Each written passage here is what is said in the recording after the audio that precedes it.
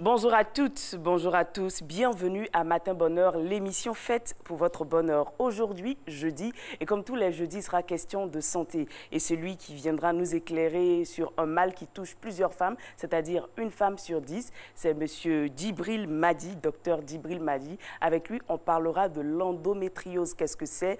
Pourquoi ça touche certaines femmes et pas les autres? On en parlera avec lui. Les jeudis, c'est également les jeudis de l'entrepreneur à Matin Bonheur. On recevra Madame Nathalie Adjoa. Voilà, on recevra Madame Nathalie Adjoa Conan, styliste, modéliste, avec qui on parlera de son parcours d'entrepreneur. Abbas est également là. Avec lui, c'est bien sûr le JT décalé et tous les éléments qui meublent ce magazine sont également présents. Et le tout premier qu'on vous propose, c'est bien sûr celui qui vous permet de voyager, de vous évader, de connaître plusieurs autres pays dans le monde. Et celui qui nous reçoit aujourd'hui, c'est la France, plus précisément Lyon. On y va.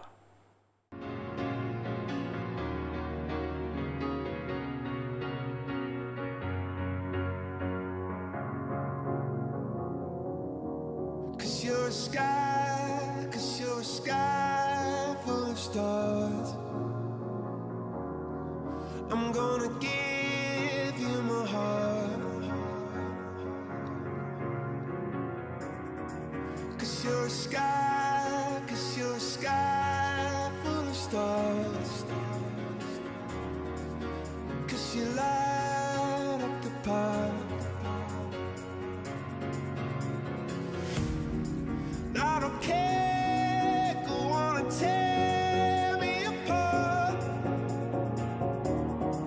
I don't care if you do.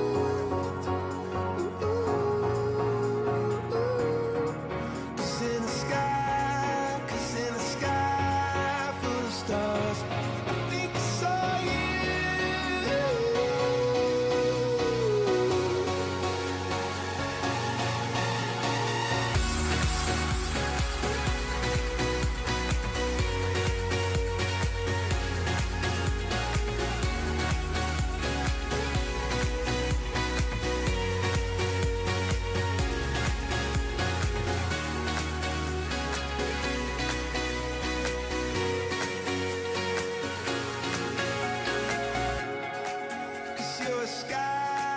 Cause you're a sky full of stars. I wanna die in your arms. Cause you get lighter the more it gets dark. I'm gonna give you my heart.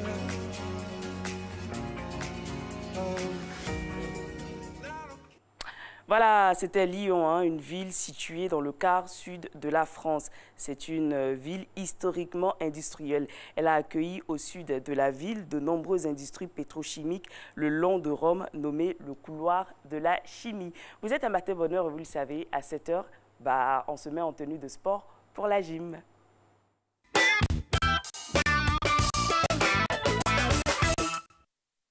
Bonjour à tous, on ne le dira jamais assez, le sport c'est la santé. Je suis très heureux d'être en votre compagnie pour vous permettre de vous réveiller ce matin encore, de faire quelques mouvements pour justement être en forme.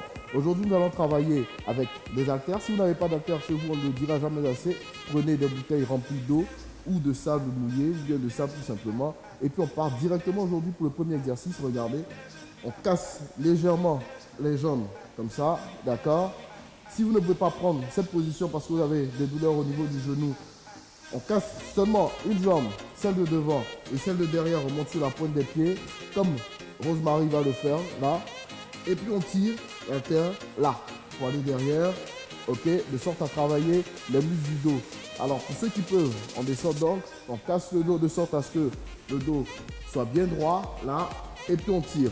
Allez, 1, 2, 3, on va à 20, 4, 5, 6, 7, 8, 9, 10, 1, 2, 3, 4, 5, 6, 7, 8, 9. Ok, super. On va faire 2 fois 20 de chaque côté. Donc, on part directement pour l'autre côté. Allez, cette fois-ci, bras gauche. 3, 2, 1, go. 1, 2, 3, 4, 5, 6, 7, 8, 9, 10. Encore. 1, 2, 3, 4, 5, 6, 7, 8, 9 et 10. On change directement, on part de l'autre côté.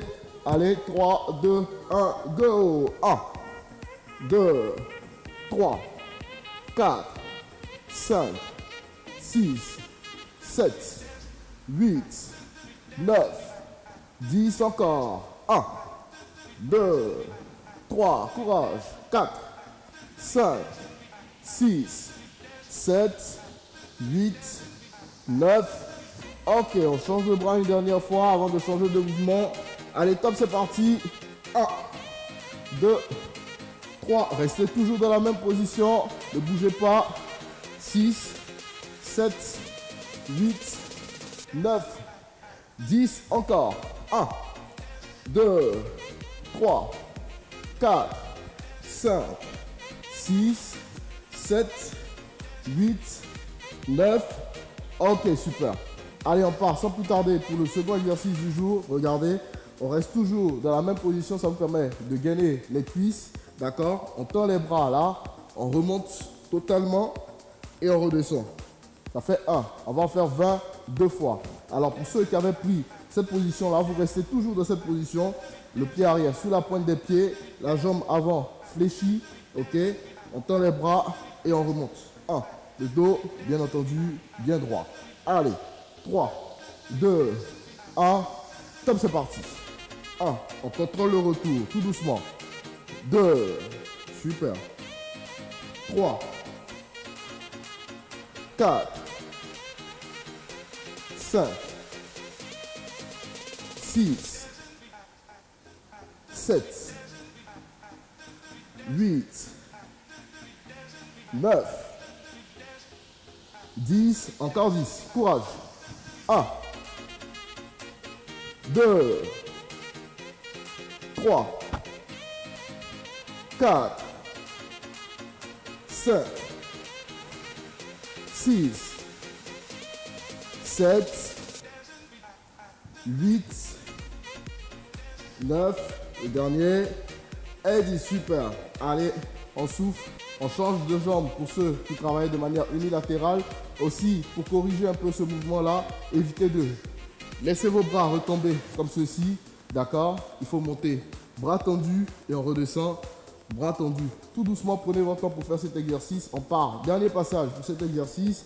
Allez, 3, 2, 1, go! 1,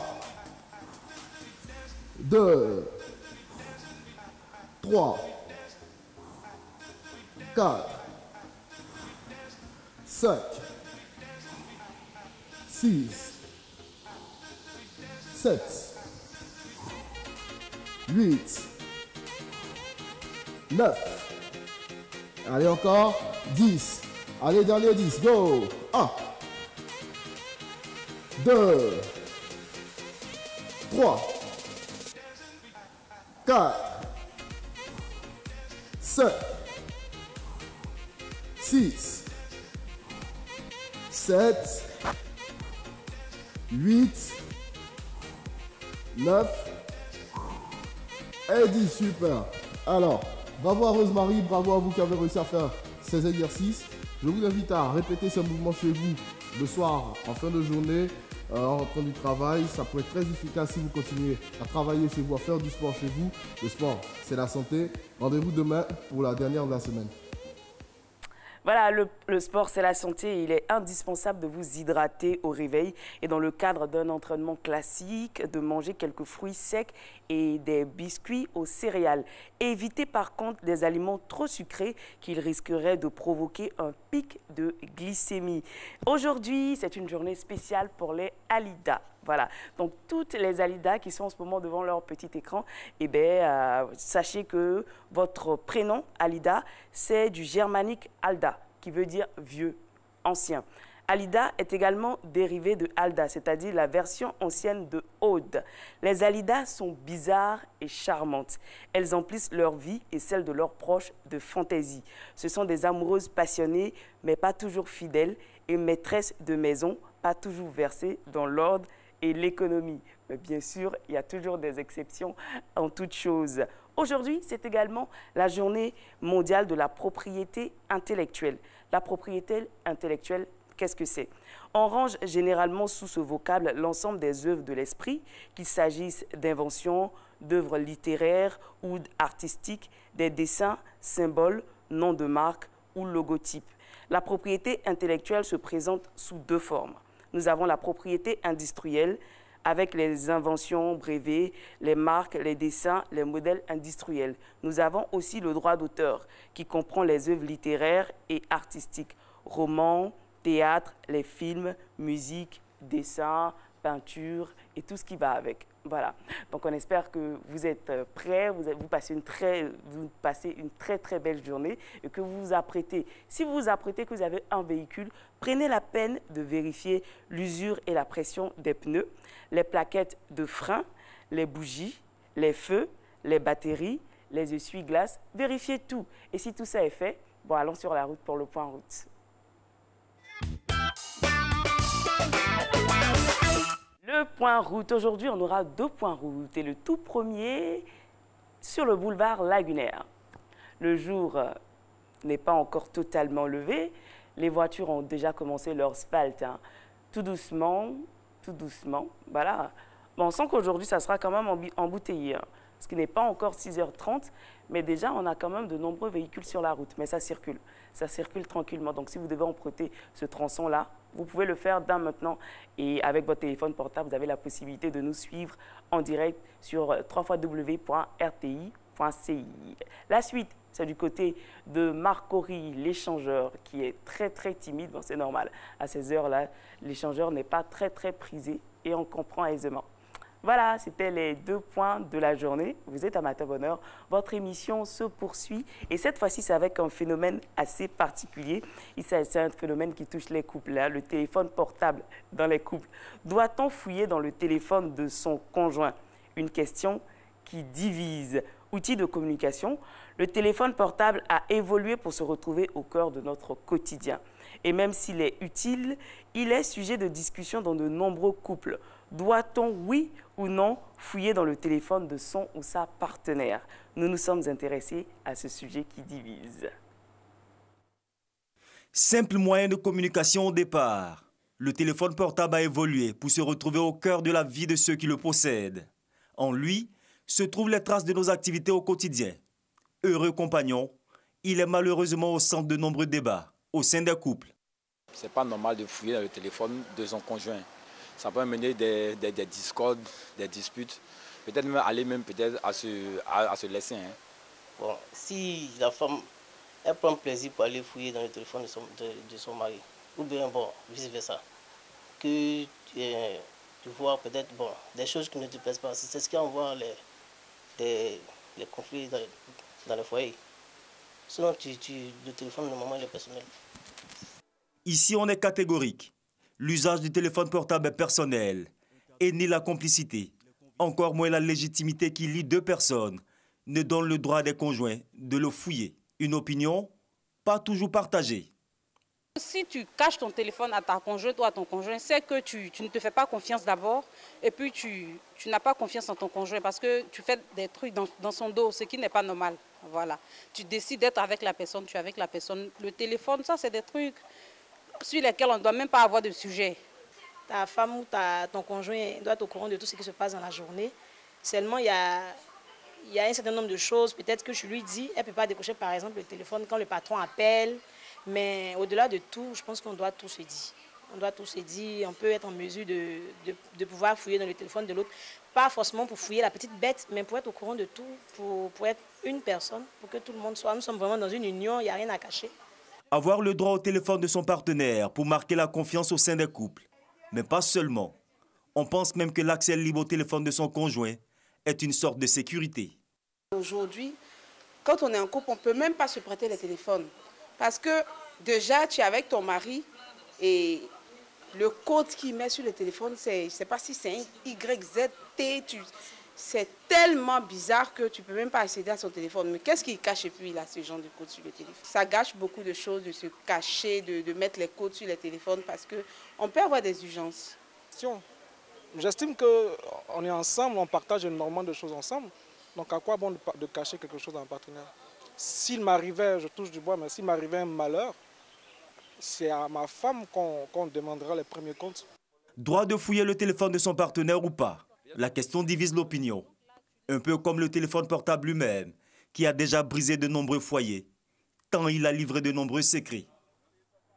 Voilà, on se met en couple jusqu'à ce que la mort nous sépare. Mais bon, un simple téléphone peut séparer les couples. Parlons de mort. C'est du côté de Bangkok où là-bas, des personnes ont décidé de prendre un café pour prendre conscience de la mort. Qu'est-ce que ça donne? On suit cet élément pour le savoir.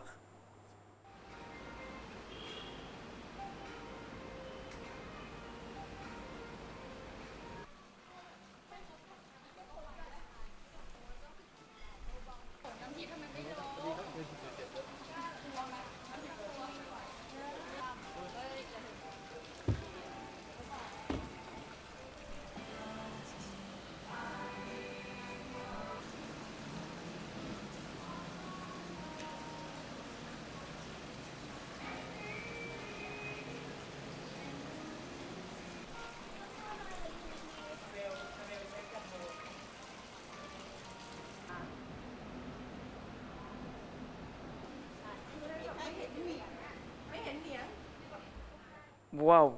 Oseriez-vous? Il y a des pratiques quand même. Hein? C'est intéressant de savoir, de voir ces images-là. Ça nous permet de savoir ce qui se passe ailleurs. Ça nous ouvre l'esprit. Mais franchement, je n'oserais pas, moi. Et vous? Oseriez-vous le faire? Vous coucher dans un cercueil pour prendre conscience de la mort, c'est pas évident. Voilà, vous êtes à Matin Bonheur et il nous a rejoint, lui. C'est Abbas, on le retrouvera dans quelques instants pour le JT décalé. Bonjour Abbas. Bonjour, merci. Vous avez vu l'élément? Oui, oui, oui. Oseriez-vous vous coucher dans un cercueil comme ça? Moi, tu fais quoi? Ça se passe à Bangkok. Non, mais Bangkok. S'il y a des personnes qui le font, c'est que c'est faisable. Oui, ils ont leur intention. Tu as te couché dans un cercueil. Même dans l'amusement, il ne faut pas faire ça. Moi, je suis encore très jeune. Je n'ai même pas encore bien vécu. Tout ce qui va faire ça, là même là. Non, non, pas du tout. Mais c'est affaire des portables là. Toi-même là, elles sont fouilles dans ton portable. On va y revenir, certainement. Dans le JT décalé, nous, on souhaite rester en ville longtemps, vieillir, pourquoi pas, aller même dans des maisons de retraite, un peu comme ces poules-là. Bah oui, il y a des poules en maison de retraite. Où on regarde cet élément également. Ces poules pondeuses sont des rescapées. Elles ont toutes plus de 18 mois et auraient dû finir à l'abattoir. La cause, la baisse progressive de productivité des poules à partir de cet âge. Une pratique de l'industrie agroalimentaire qui a choqué ces trois jeunes entrepreneurs, dont Fabien, devenu récemment végétarien. L'idée de sauver les poules, elle est venue quand j'ai découvert le côté systématique de l'abattage que je ne connaissais pas et qui m'a surpris. J'ai cherché à voir si quelqu'un avait fait ça, de ne pas tuer des poules, et je ne l'ai trouvé nulle part. Donc j'ai décidé que j'allais le faire. Cette maison de retraite, baptisée Pool House, vient d'ouvrir ses portes dans la campagne limougeaude. Les 600 premières pensionnaires sont choyées, nourriture bio, soins par homéopathie, des pâtures à perte de vue. La ferme compte pas moins de 16 hectares et pourra accueillir jusqu'à 18 000 protégés jusqu'à leur mort naturelle. Ces poules-là vivent en moyenne 5-6 ans. C'est une aberration, surtout que c'est vraiment juste une question de rentabilité. Et que derrière, il n'y a pas de justification vraiment de les abattre, étant donné qu'on ne valorise pas la viande derrière non plus. Et qu'en plus, elles pondent encore, quoi. Donc nous, on avait envie de montrer un autre modèle de production. Un modèle de production qui fonctionne un peu comme notre système de retraite par répartition. De jeunes poules sont au travail chez 4 éleveurs bio, partenaires de la start-up. Leurs œufs sont commercialisés sous la marque Pool House au prix d'1 € l'unité, soit le double d'un œuf bio classique. Un prix qui permet de financer la fin de vie de leurs aînés qui continuent de pondre, mais à leur rythme. Lancée en septembre, l'offre éthique a su séduire un public. Plus de 400 000 œufs ont été vendus. Il y a un réel intérêt du consommateur, on pourrait même dire qu'il y a un réel intérêt du consommateur, parce qu'aujourd'hui on voit bien c'est lui qui change les choses. On le voit parce qu'il y a l'arrêt des œufs en cage qui est prévu en 2022, c'est par le consommateur, mais c'est également par le consommateur que les poules ne seront plus abattues à l'âge de 18 mois. Aujourd'hui, une levée de fonds est ouverte sur la plateforme innovante myoptions.co pour réunir 100 000 € et financer des nouveaux bâtiments. Car l'entreprise aimerait accueillir du jeune public pour le sensibiliser au sort des poules et partager le résultat de ses recherches sur la productivité de ses protégés au-delà des 18 mois fatidiques. Voilà, des poules en maison de retraite, c'était le reportage qu'on vous proposait là à l'instant. Et maintenant, c'est le JT décalé avec Abbas qui s'est déjà annoncé le jingle avant de le recevoir.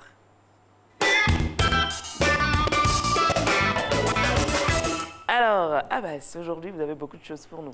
Oui, beaucoup de choses. Parce que ça me plaît quand même quand tu te réveilles matin bonheur. Tu vois le gars, il est là, il fait sport, tout et tout. Et puis vous posez des questions. Ça, c'est bien. Est-ce qu'on fouille dans le portable de son camarade ou bien de sa camarade? Camarade, ça veut dire qu'on est tous dans la même maison. Ta femme est ta camarade, ton mari est ton camarade. Donc, Nessie, on fouille dans ton portable. Ben oui. À droite, il y a quelqu'un.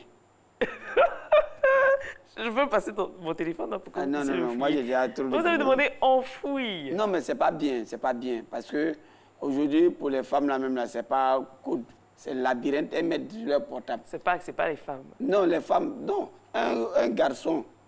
Donnez-moi mon téléphone. Non, moi j'ai pas peur. Il n'y a pas de code. J'ai pas de code. Un garçon qui fouille dans le portable de sa femme. Et quand même, il n'y a pas de code. Hein. Ouais, j'ai pas de code. Moi, je me reproche rien. Un garçon qui fouille dans le portable de sa femme, c'est pour sauver son couple. Mais une femme qui fouille dans le portable de son mari, c'est pour créer un problème dans le foyer.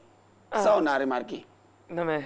Non, parce que les femmes, elles sont impulsives. Elles ont gros cœur. C'est elles qui voient tout. Parfois, même ta collègue peut t'envoyer un message pour dire non, on se retrouve tant. Parce qu'on a dit on se retrouve. Ouais, c'est le nom des femmes. Elle voit sans problème. Mais c'est réciproque, hein, parce que la femme aussi peut recevoir un message. Non, n'est pas si. Si tu vois qu'un garçon commence à se fâcher sur sa femme dans l'affaire des portables, c'est que la femme même, elle pose des actes pas trop catholiques. Mais c'est la même chose. Non, le garçon il est toujours correct. Moi, je ne sais pas de ma vie, un garçon qui n'est pas correct, je n'ai pas encore vu. Vrai. Tu n'as pas vu le même correct, ça prend 2 E. Ben oui, c'est ça. Ah oui, donc c'est ça. Franchement, les femmes arrêtez de mettre code. Vous-même, ça ne vous arrange pas. Elle a mis code. Elle devait faire retrait sur son portable. Mais elle-même, elle a oublié son propre code. Tu vois. Code que tu mets contre ton mari, toi-même, ça ne t'arrange pas. C'est pas bien. Et là, ça a été bloqué. Oui, c'est pas bon. On t'a oublié de prendre le portable, mettre dans l'eau et puis faire ressortir pour... Tu as vu, c'est pas bon. Non, mais c'est pas spécifiquement à cause des maris. C'est à cause de qui? Ça permet de verrouiller le téléphone aussi. Non. Les femmes, elles ont tendance à mettre le téléphone dans le sac et quand c'est pas verrouillé, ça peut envoyer des SMS seuls, ça peut lancer des appels seuls. Alors que quand le téléphone est verrouillé, c'est protégé. Mais normalement, tout ce qu'on sait, les femmes, là, de leur portable, c'est toujours écrit amour. Quand elles t'aiment. Quand elles t'aiment pas, elles écrivent... Oui, facture. Ah, tu as vu, non. Donc, toi, tu sais ce que tu écris. Donc, déjà, nous, on sait. Donc, tu n'as pas peur. Tout le monde sait qu'il y aura amour dans le portable. Il y a quel portable où il n'y a pas amour dedans? Même si c'est un nouveau pointeur, elle met amour. Quand nous commençons à doubler, elle met amour. Donc, nous tous, on sait amour, là, ça veut dire quoi? Et pour les hommes, c'est vulgarisateur, mécanicien. Hein? C'est comme ça. Non. Nous, les hommes, on met toujours le nom de nos épouses. Madou mécanicien, alors que derrière... Non, mais c'est que c'est vraiment Madou. Derrière, c'est Eva. Ah bon? Ouais. Ah, non, ça c'est à vérifier. Sinon, tous les hommes sont bien batterie faible. Non, batterie faible, ça, oui, ça, la femme de mon ami a gâté son téléphone. Elle a brûlé la maison. Elle, batterie faible, elle branche le téléphone. Aujourd'hui, la maison est brûlée. Allez, il y a également des palabres entre les élèves et les professeurs. Ça, on l'a remarqué en Côte d'Ivoire depuis un certain temps. Il y a trop de palabres entre professeurs et élèves. Avant, tu vois ton maître ou ton professeur, toi-même tu as peur. C'est-à-dire tu as ton argent toi-même pour aller boire. Mais parce que tu as croisé ton professeur ou bien ton instituteur au maquis, tu sors. Mais aujourd'hui, même quand tu rentres dans le maquis, même toi, professeur, puis l'élève me va dire, hé, viens d'avoir quelque chose. Quand les gens lui demandent, c'est notre dangro qui est là, lui, il fait les ouya, et puis nous, on écoute. Toi-même, c'est quelle école, ça? Non, il y a des écoles comme ça. Là. Oui. Mais toi-même, un enfant, tu sais qu'il n'est pas respecté, tu t'en as maquillé, il paye 2 billets pour toi. Qu'est-ce que tu recherches? Lui qui n'en boule, il va te frapper. Parfois même, le professeur fond une petite dans la classe, il se dit à un petit, prends le numéro pour moi. Donc l'enfant pense que vous êtes catégorie. Il va s'occuper dans la vie là. Quand tu t'amuses trop avec un enfant là, lui qui est un problème là, lui dans sa tête, il doit s'amuser. Donc c'est ce qui se fait. Aujourd'hui, tout ce que nous demandons aux professeurs, quand tu es professeur, prends ton rôle de professeur. Quand tu es élève, prends ton rôle d'élève. C'est-à-dire, professeur, tu ne te confonds pas aux élèves, parce que ce n'est pas bien. Aujourd'hui, là, tu vois, la croissance fait que l'enfant, même, il a déjà 13 ans, il est déjà en haut là-bas. Donc, il pense qu'il a la même taille, même âge que le professeur. Et les professeurs aussi sont de plus en plus jeunes. Voilà. Non, tu veux dire quoi? Les professeurs, ils grandissent par aller en bas, quoi? Non, je veux dire qu'ils sont jeunes. Ah, d'accord. Donc, c'est ça. Jeunes. Les enfants vont tôt à l'école, donc ils sortent tôt. Donc, on a des professeurs à 25 ans, 24 ans. Avant, ce n'était pas évident. Les professeurs étaient très, très âgés. Avant, autant de Marseillais, il faut avoir 10 ans pour aller à l'école. Maintenant, là, Dieu merci, les enfants vont vite. Mais le professeur même, là, c'est-à-dire, il doit être professeur. C'est toi, tu es censé montrer la vie, les étapes de la vie à l'élève. Ça doit être un éducateur. Voilà. Mais non, lui, il s'est dit, le professeur, lui, il vient dans son cours, l'éducateur va se promener de classe en classe, prendre le bâton. Alors que toi-même, tu es plus qu'éducateur. Là. Donc, tu es là, tu te confonds à l'enfant, vous battez au maquis, vous avez les mêmes bas, vous faites tout. Et puis, tu penses que toi, tu es trop dans, tu es trop humble, tu es trop simple. Non. L'humilité ne veut pas dire se ridiculiser. Donc, c'est ce qu'on a remarqué aujourd'hui. Professeur, tu es élève, tu es élève. Tu t'en as maquillé, tu vois ton élève, tu le mets dehors. C'est comme ça se fait. Même si son argent, il prend pour boire, si ça chauffe. S'il a pris trop de biens, tu le mets dehors et puis le reste, ça, tu bois. C'est comme ça. Mais est-ce que l'autorité du professeur doit aller jusque dans le maquis? Oui. L'autorité, parce que l'élève, là, on est fiers, nous, aujourd'hui, on est fiers de voir nos professeurs, nos maîtres, les saluer, parce que quand même, ils ont mis la pression. Les gars nous chicotaient. Avant, quand tu vois l'instituteur apporter habit tout rouge, ce jour-là, qui va bavarder en classe? Mais le gars, c'est blanc, tu te dis, ah là, le ciel est ouvert, tu peux faire ce que tu veux. Mais c'est comme cela. Mais maintenant, il y a des parents qui n'acceptent pas qu'un enseignant hausse le ton sur leurs enfants. Encore moins porte. Mais c'est ça, faut dire aux parents. C'est d'ailleurs interdit. Il n'est qu'à enseigner lui-même son enfant. Si toi, tu ne veux pas qu'on crie sur ton enfant, il faut l'enseigner toi-même à la maison. Il n'y a pas de place chez vous. Tu peux l'enseigner, tu n'es pas obligé d'envoyer ton enfant dans le... Moi, où je suis là, si l'enfant fait quelque chose, porte-le. C'est interdit, c'est interdit. De botter les enfants. Oui. Non, mais tu n'es pas obligé de... Tu peux faire comme maintenant, tu fais semblant, tu l'invites à la plage. Pour faire sortir des temps, rien que pour le frapper seulement, tu le portes là-bas. Voilà. Non, mais on peut éduquer un enfant sans le frapper. Pourquoi? On peut éduquer sans enfant le frapper. d'aujourd'hui, oui, surtout les enfants d'aujourd'hui. Oh, ceux-là, s'ils les font sans frapper, c'est pas bon. Enfants de Facebook, il faut les frapper. Il faut les frapper même. Et puis si ça ne va pas, il faut mettre ça sur Facebook même. Non, mais ça, c'est encore plus grave. Pourquoi? Parce que le papa peut se créer des problèmes. En quoi? Il y avait eu un cas comme ça sur les réseaux sociaux, une maman, un jeune homme qui avait fait des bêtises sur les réseaux sociaux. Donc sa maman, pour donner l'exemple, pour montrer aux gens qu'elle corrige son enfant, qu'elle ne cautionne pas ce que son enfant avait fait, elle a battu et elle a filmé. Maintenant, donc après, la police est venue la prendre. Tu vois? Ils l'ont condamné. C'est ce qu'on dit, même vous-même. C'est-à-dire être ici, là. Normalement, même quand on attrape les microbes, là, quand on attrape un, là, on doit les filmer quand chez ses parents. Comment les chicoter même? Parce que si tu es à la maison et puis tu veux ton enfant, il ne fait rien, c'est lui qui t'envoie les meilleurs portables, il t'envoie l'argent. Chicoter les parents à la maison là-bas. Tu vas voir que demain, quand quelqu'un son enfant va sortir, il va dire, tu as vu comment ils ont frappé le papa de l'autre là hier, non? Peut-être verbaliser les parents. C'est quoi verbaliser? Ouais. Ça, c'est verbaliser un message sur la route. Le policier verbalise déjà. Toi, tu es allé verbaliser chez eux à la maison. Frapper tout le monde. Chicoter, botter les mains normalement.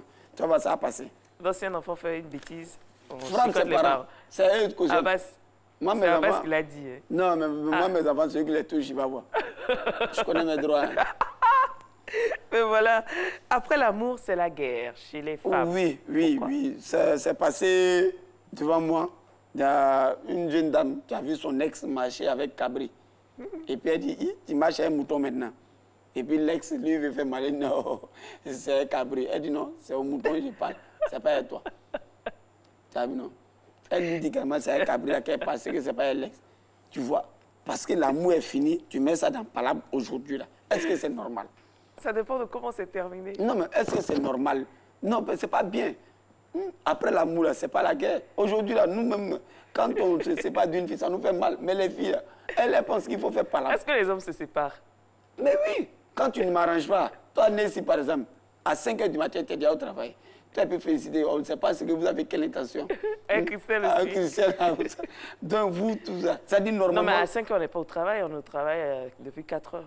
En plus, quelle heure vous avez pour voir vos enfants? Parce que quand l'émission a fini à 7 h, 8 h, vous rentrez? Non. Tu as vu, non? On prépare l'émission du lendemain. Donc nous, en temps normal, un garçon devait avoir protège tibia. Non, mais vous passez votre temps à la télé. Lui aussi doit avoir son protège tibia, on ne sait jamais.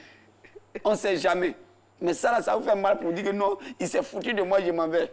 Mais où tu t'en vas là, il y a bonne chose à voir. C'est pas bien. Donc après l'amour, c'est pas la guerre. C'est vrai, le garçon, aujourd'hui, on a besoin de vous. Vous aussi, vous avez besoin de nous. Mais les femmes, là, respectez-nous. Respectez-nous. Parce que les gens des garçons comme nous, notre génération, là, il n'y en a pas beaucoup. Vrai, vrai. Si tu veux la génération des Gaspard, des Crépins, là, tu peux avoir. Mais nous, notre génération, il n'y en a pas beaucoup. Vrai, vrai. Je pense que la meilleure génération, c'est la génération des Gaspard et Crépin. Et c'est la folie, ils vont causer avec toi jusqu'à tu vas avoir problème. Ils vont causer, te raconter, tu sais que quand moi j'étais jeune, mon papa, on ne sait pas ça qui va nourrir quelqu'un. Il faut passer à des étapes réelles. Donc après l'amour, ce n'est pas la guerre. Moi, je vous le dis tous les jours. Ces années-ci, moi, j'ai arrêté de boire parce que mon voisin, il a dansé toute une nuit au son de mon groupe électrogène. Comment ça? Il est venu, il a mis le groupe électrogène en marche parce qu'il y avait un problème de courant. Il a dansé pendant 4 heures. Bon, arrivé un moment, il était gêné, il a coupé, il vient me demander qui a chanté.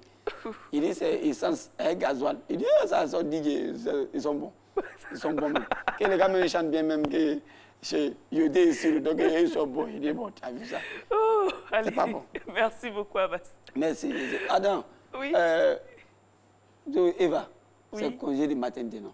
Oui. Et puis, Marcelin, ça c'est congé de quoi? Paternité? Oui, c'est ça. Maintenant, toi, ton congé, ça sera congé de quoi? Congé de vacances. Ah, d'accord. Ah bon, on reste à l'écoute. Merci beaucoup, Abbas. On va tout savoir sur les phénomènes de la météo, les prévisions, le climat. C'est bien sûr l'affaire de la météo. Mais avant, la pub et après, Hamza Diaby pour le JT.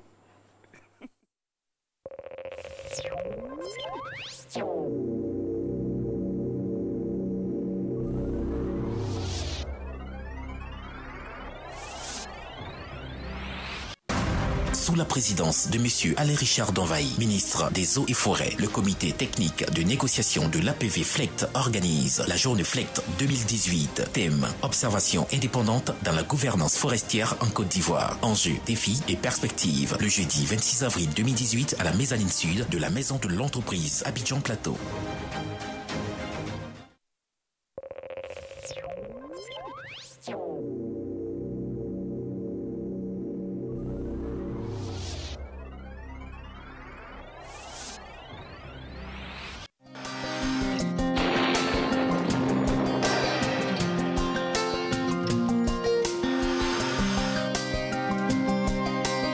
MTN, everywhere you go.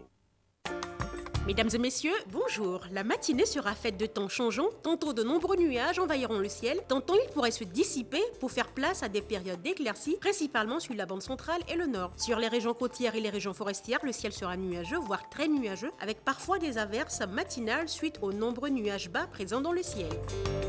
Les températures prévues pour la matinée, nous aurons 26 degrés à Abidjan, 26 à Adiaké, la ville de Bandoukou marquera 25 degrés, il fera 24 degrés dans les villes de Boaké, Daloa, Dimbokro, Gagnoa, Korogo marquera 24 degrés, il fera 22 degrés à Mont, Odiéné 25 degrés sur les villes de San Pedro comme Sassandra, Tabou 24 degrés et Yamoussoukro 24 degrés. L'après-midi, des pluies orageuses pourraient éclater suite à la forte insolation et la bonne présence humide qui pourrait favoriser le développement des nuages bas sur les régions forestières et l'ouest du pays. Dans les régions plus au nord, le temps sera orageux et un temps gris et faiblement pluvieux pourrait se maintenir sur la partie est. Les nuages bas pourraient résister dans le ciel des régions le long de la côte. Aussi, les bourgeonnements de nuages pourraient conduire à des averses. Les températures prévues pour l'après-midi, nous aurons 31 degrés à Abidjan comme à Adiaké, 34 degrés sur la ville de Bondoukou, le mercure affichera 34 à Boaké, Daloa 33 degrés, 35 degrés à Dimboko, à Gagnoa le mercure fera 31 degrés, on aura 34 degrés à Korogo, Mont 31 degrés, Odiéné 34 degrés, San Pedro marquera 30 degrés, il fera 31 degrés à Sassondra, Tabou 30 degrés et Yamoussoukro 33 degrés. Très belle matinée à toutes et à tous.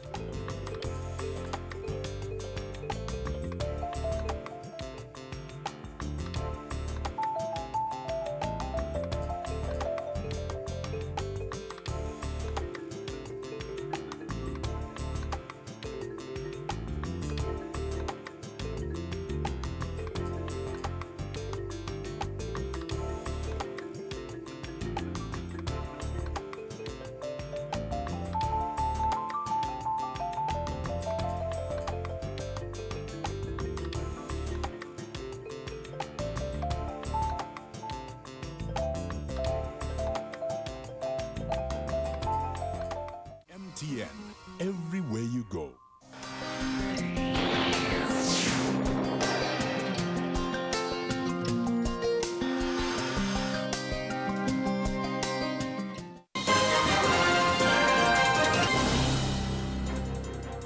Bonjour mesdames et messieurs, bienvenue dans ce 6h30. Troisième étape de la tournée du président Alassane Ouattara. Après le Koweït et la France, le chef de l'État s'est rendu ce mercredi à Kigali, la capitale rwandaise, où il assistera vendredi à la remise du prix Mo Ibrahim à l'ex-présidente du Libéria, Ellen Johnson Sirleaf. Le président de la République aura par ailleurs une rencontre avec le président Paul Kagame. Notre envoyé spécial à Kigali, Viviane Haïm. Après un séjour d'une semaine en France, au cours duquel il a eu un entretien avec le président de la République française, Emmanuel Macron, le chef de l'État ivoirien, le président Alassane Ouattara, a quitté la France ce mercredi pour se rendre à Kigali, la capitale du Rwanda, où il est arrivé en début de soirée. Il a été accueilli à son arrivée par la ministre rwandaise des Affaires étrangères.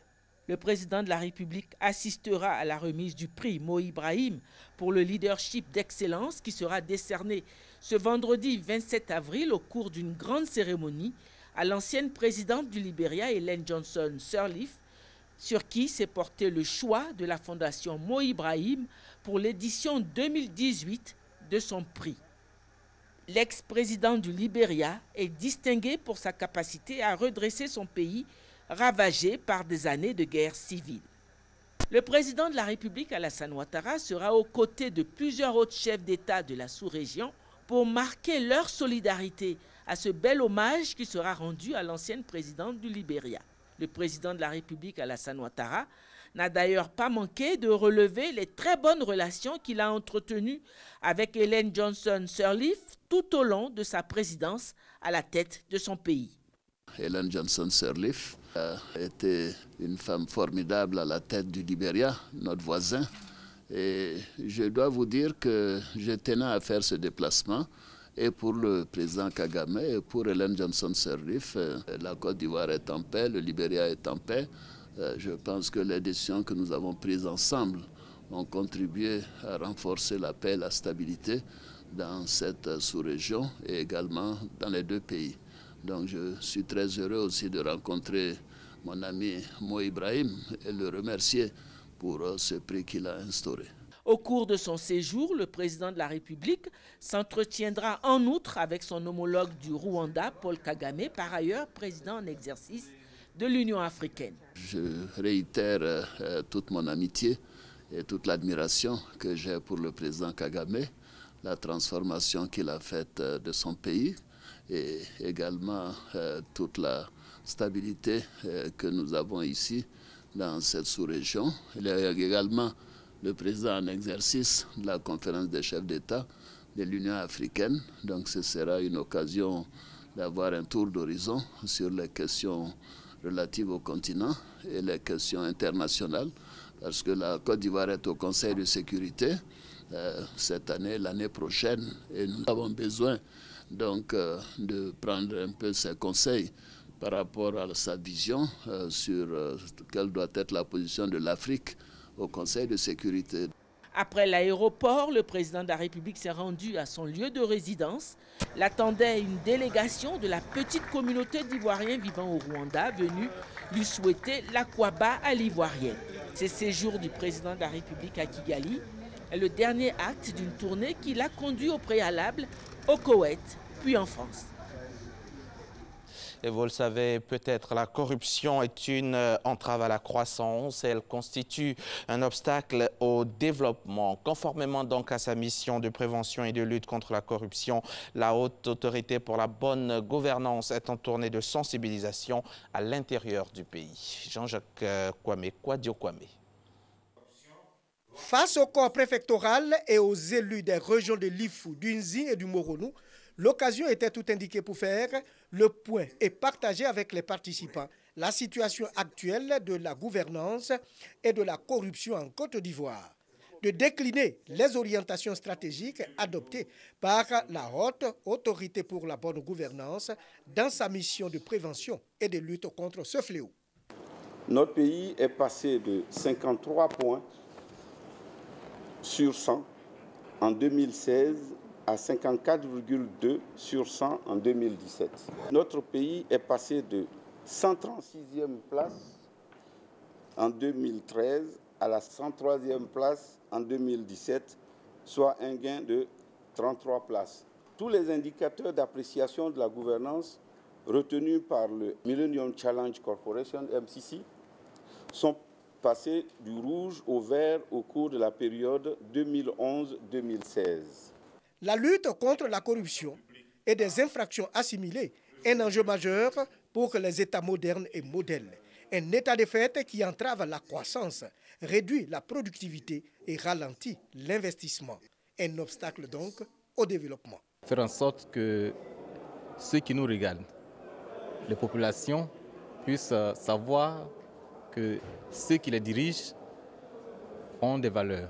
Ceux qui s'adonnent à ce genre de pratiques, la corruption, il faut avoir le courage de les punir de manière exemplaire. Le comité local de lutte contre la corruption a été installé, présidé par le préfet de Daoukro. Après le corps préfectoral et les élus, la population a à son tour été sensibilisée. Nous nous engageons ce matin à lutter contre cette corruption afin de faire avancer notre pays.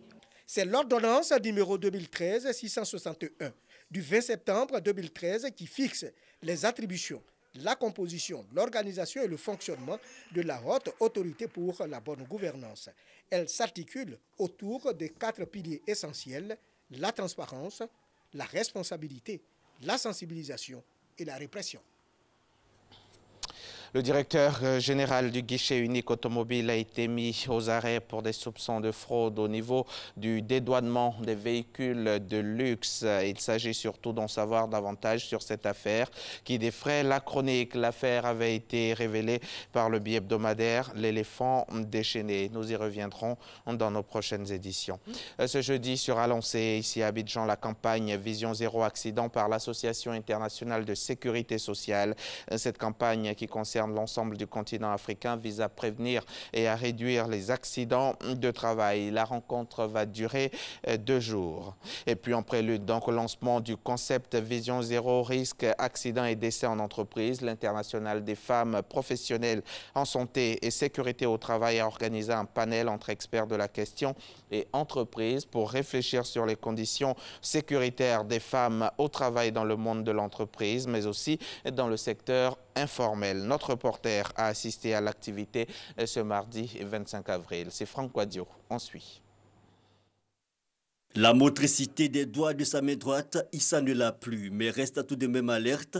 Blessé en entreprise en 1999, Issa et ses amis de la Fédération ivoirienne des personnes victimes du travail et maladies professionnelles multiplient les initiatives. Il y a, selon les chiffres de son organisation, plus de 1500 blessés du travail reconnus. Ce sont très souvent les chefs d'entreprise qui ignorent tout ce qui se passe. Donc ça fait que le travail même qui est là, la pression qui est là, fait que même le travail aussi est obligé de faire comme son chef d'entreprise pour produire plus. Et il s'oublie lui-même et ça devient un accident ou bien la mort s'ensuit et c'est malheureux. La même urgence au niveau mondial et justement le mois d'avril a déterminé mois de la prévention. C'est le sens de ce panel initié par l'Internationale des femmes professionnelles en santé et sécurité au travail, une activité dans le cadre de la promotion de Vision Zéro, une façon d'intégrer dans la démarche managériale des entreprises bien-être et santé. Cible choisie, la femme en entreprise ou en activité. La physiologie de la femme est un peu différente de celle de l'homme. Donc dans le milieu de travail, elles peuvent être vulnérables face à certains risques dans certaines situations qui les exposent. Par conséquent, il faut tenir compte de leurs particularités, non seulement dans les législations, mais dans les pratiques du travail, dans les dimensionnements, dans les aménagements des postes de travail, de telle sorte qu'elles puissent travailler en toute sécurité, sans nuire ni à leur sécurité, ni à leur santé. Il y a donc des dispositions qui tendent à protéger et la femme, mais également les enfants au travail. Et ce n'est pas faire de la discrimination, je crois que c'est une disposition qui tient de la position naturelle même des femmes. Zéro risque, zéro accident et zéro décès, l'objectif poursuivi. Nous femmes qui travaillent dans les laboratoires, qui travaillent des contrôleurs qualité, qui travaillent sur le terrain, peuvent encore bénéficier de plus de protection, de plus d'attention. Et donc ce forum nous a permis vraiment d'avoir un certain nombre d'idées et de pouvoir faire des propositions à la direction générale. Une 5e journée de l'Internationale des femmes professionnelles en sécurité au travail qui va être suivie du lancement ce jeudi du projet Vision Zéro. C'est la fin de ce journal. Merci de l'avoir suivi. À demain, 6h30. Merci beaucoup, Hamza. Merci, Nessie. Demain, 6h30. Vous êtes toujours en direct de Matin Bonheur, l'émission faite pour votre bonheur. Et là, on va raccompagner Hamza avec un second point route. Et là, c'est du côté du boulevard Lagunaire où les voitures ont commencé leur balai incessant. Et ça va aller crescendo. On part avec un second point, c'est du côté de l'échangeur. L'échangeur qui est toujours assez timide, pas encore très prisé par les automobilistes. Merci beaucoup. On poursuit notre émission. On part du côté du Liban où là-bas, les élections, c'est un business pour les chaînes de télé. On y va. Ce candidat aux élections législatives libanaises vient présenter son programme sur la chaîne privée Future TV. Mais particularité du pays, il doit payer pour passer à l'antenne. Au Liban, les télévisions et radios privées font payer aux candidats parfois jusqu'à $6 000 la minute d'interview, voire $240 000 pour une émission complète. Et plus on approche du jour du vote, plus le prix augmente. Nous avons constaté des forfaits pour la campagne pouvant atteindre $1,5 million qui ont été présentés aux partis et aux listes qui veulent faire passer leurs idées et leurs projets.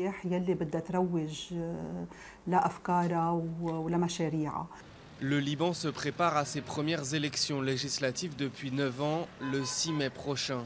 Un moyen pour les médias de renflouer leurs caisses après des années de disette.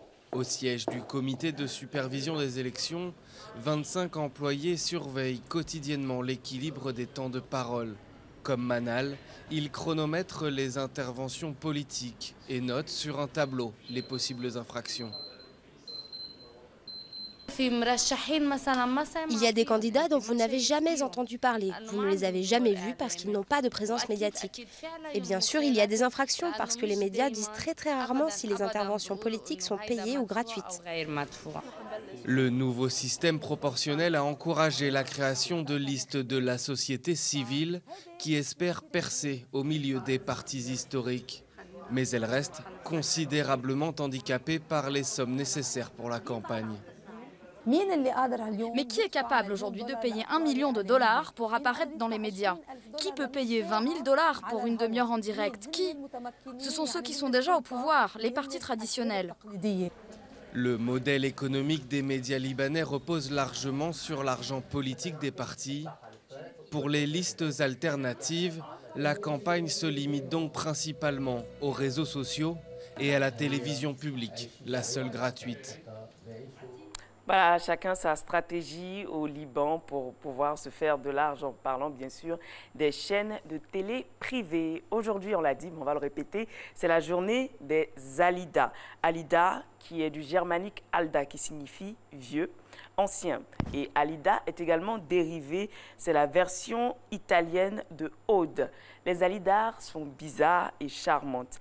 Elles emplissent leur vie et celle de leurs proches de fantaisie. Ce sont des amoureuses passionnées, mais pas toujours fidèles, et des maîtresses de maison, pas toujours versées dans l'ordre et l'économie. On l'a dit, hein, il y a des exceptions. Donc toutes les Alidas ne sont peut-être pas pareilles. On a également aujourd'hui la journée mondiale de la propriété intellectuelle. Alors qu'est-ce que c'est? On range généralement sous ce vocable l'ensemble des œuvres de l'esprit, qu'il s'agisse d'inventions, d'œuvres littéraires ou artistiques, des dessins, des symboles, des noms de marques, des logotypes, etc. La propriété intellectuelle se présente sous deux formes. Nous avons la propriété industrielle avec les inventions, les brevets, les marques, les dessins et modèles industriels. Nous avons aussi le droit d'auteur qui comprend les œuvres littéraires et artistiques, les romans, théâtre, les films, la musique, les dessins, la peinture, la photographie, également les sculptures. On part tout de suite au Nigeria où là-bas, la boxe est en plein essor. On pourrait même parler de résurrection. Allez, c'est au Nigeria où la boxe refait surface. Cynthia ne connaissait rien de la boxe avant de tomber sur un match à la télévision il y a 2 ans. Depuis, le sport a changé sa vie. À Bariga, un quartier populaire de Lagos, l'adolescente s'entraîne tous les week-ends avec des dizaines d'autres jeunes. Elle est rapidement devenue la meilleure de son club. À 17 ans, elle rêve de devenir boxeuse professionnelle pour faire vivre sa famille. Je veux être la meilleure et devenir une championne. Je veux être riche et je sais que Dieu va m'aider. Depuis 13 ans, Oluweze entraîne bénévolement les jeunes dans la cour de l'école primaire du quartier. Et même s'il n'a pas de ring pour accueillir ses boxeurs, ils sont chaque semaine plus nombreux à enfiler les gants pour s'affronter dans la poussière. En l'absence de soutien du gouvernement, le coach se débrouille avec ses petits moyens pour faire vivre sa passion.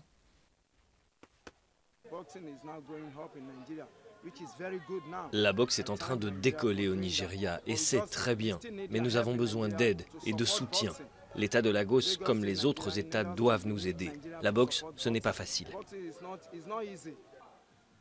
Dans les années 50 et 60, le Nigeria a produit les meilleurs boxeurs du continent africain, ramenant plusieurs médailles des Jeux olympiques.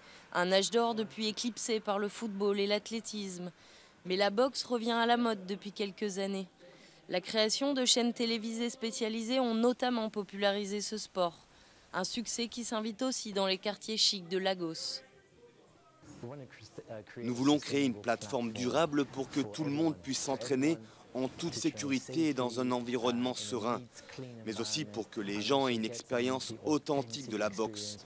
Contrairement à d'autres pays, au Nigeria, la boxe est le sport de la classe ouvrière. Nous essayons donc de changer cette perception parce que je pense que la boxe doit être accessible à tout le monde. La plupart des champions nigérians font aujourd'hui carrière à l'étranger. Grâce aux passionnés comme Reya, amateurs et professionnels se retrouvent régulièrement sur le ring pour combattre. Et pourquoi pas susciter d'autres vocations.